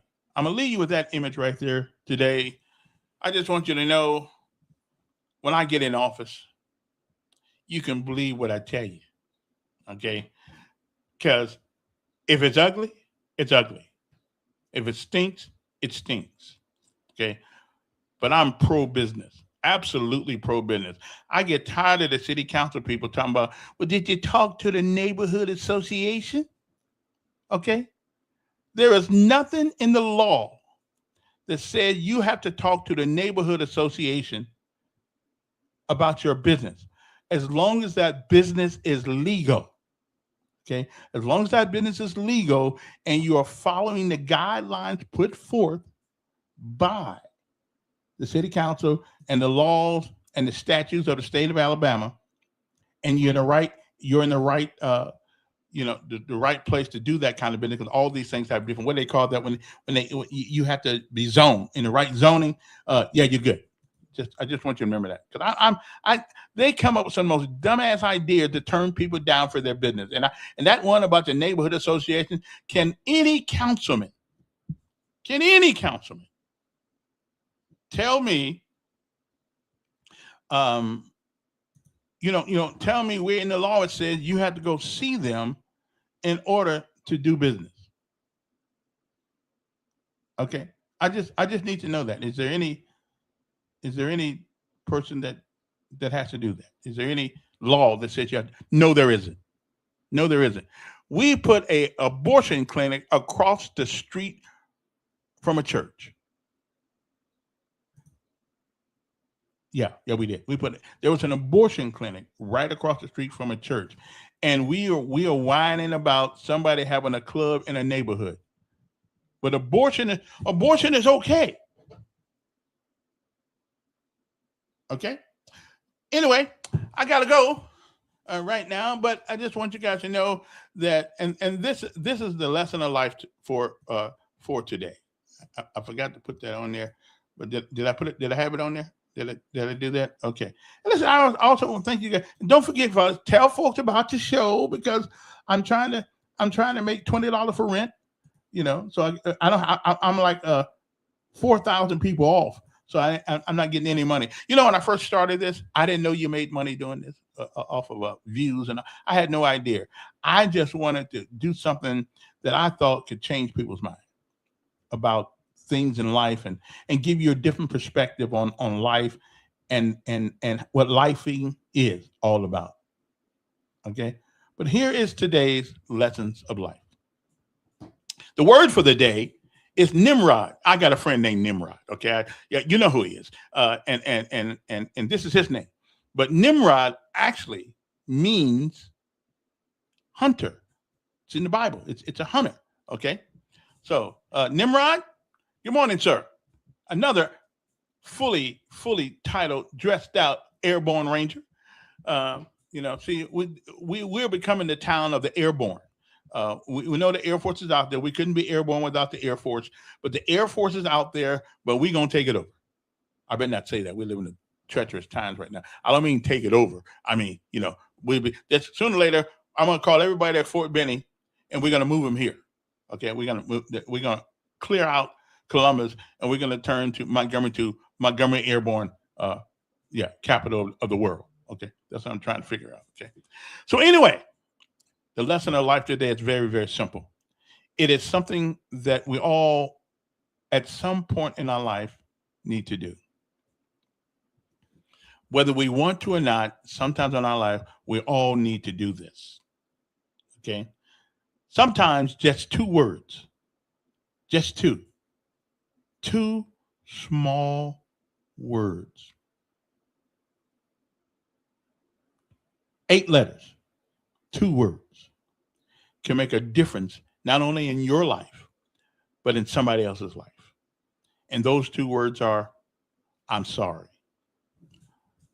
There's nothing wrong with apologizing to people about a hurt that we have given them. Okay? And one more thing, as you go through the day, make sure everybody that you meet is going through something. You can be the difference of them giving up or keep going by simple words as, how you doing? I hope your day is fine. Is there anything I can do for you? Are you feeling okay? Make a difference in people's life. Don't take money all the time. You'll be surprised at the simplest things that can raise people's spirit. Right? I'm just saying. Anyway, sometimes just 2 words can heal the wounds of life and yours. Those 2 words are, I'm sorry. Use it every once in a while. You'll be surprised at what it can do. Good morning to you. It is a great day, a fantastic day to be alive. And remember, there's nothing wrong with falling as long as you don't stay down. The strength comes from keep getting up. And there's an amazing thing about keep getting up. You find out every time you do, you get a little bit stronger. Like we're saying, Airborne, have a great day. And Airborne, have a great day. I'll be back Monday. Okay, I won't be back. Yeah, I'm going to practice. See you later. Hey, that's a long trip for me. Okay, anything over 8 miles is a long trip for me. Just saying. All right. I gotta go.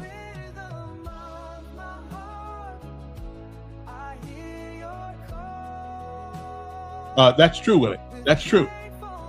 Yeah. Liquor clubs, event centers, come on down. Not so fast. They still got to obey the rules. But everybody should be the same standards should be for everybody that gets a liquor license. Some people shouldn't have to guess whether or not they're going to get one. If they give you standards and they don't have any standards written on paper, none. That's going to be one of them. Oh yeah, and the pooper scooper. Yeah, that's going to be one of my platforms too. I'm going to try to get past a pooper scooper ordinance around here, so you and your ugly dog can't come on people's yard and drop their load, and you sitting there trying to clean it up. Okay. Yeah, we're gonna do that. Okay. Let me leave you with this great thing right there, Councilman Elkin. There, the pooper scoop Elkin. Call me Scoop Elkin. Okay, that's right. I gotta go. I could never get out here this way. Anyway, a good day and have a great day and all that good stuff. But yeah, Councilman, the Poop Scoop Elkin. That's what you call me, Poop Scoop Elkin. Because if he gets in there, we're gonna try to mandate. I say try that you walk around. If you're walking around the street with your ugly little dog, dropping a load on everybody's sidewalk, everybody's grass. When they go out there to cut grass, they step in all that crap. Hey, guess what? We're gonna charge you $100. At least that's what I'm gonna try to do anyway. I may have some resistance down there though, because a lot of people love their dogs, and I love dogs too. I love them, but I don't love what comes out the back of them. Like they don't love what comes out the back of me. Okay, I'm just saying, if you're going to walk your ugly dog around town, buy a pooper scooper or a plastic bag with gloves. That way you can pick it up yourself. I don't have to. Okay? That's what I'm saying. Scoop Elkins. Yeah, that's what it's going to be. Pooper, scooper, Elkins. Okay. I can live with that. All right. See you later. Have a great day. Grateful heart with such sweet ease. Thank you, Lord, for every breath I take, for the love that heals and the joy you make in the tapestry of life. I see your grace, every moment filled with your warm embrace.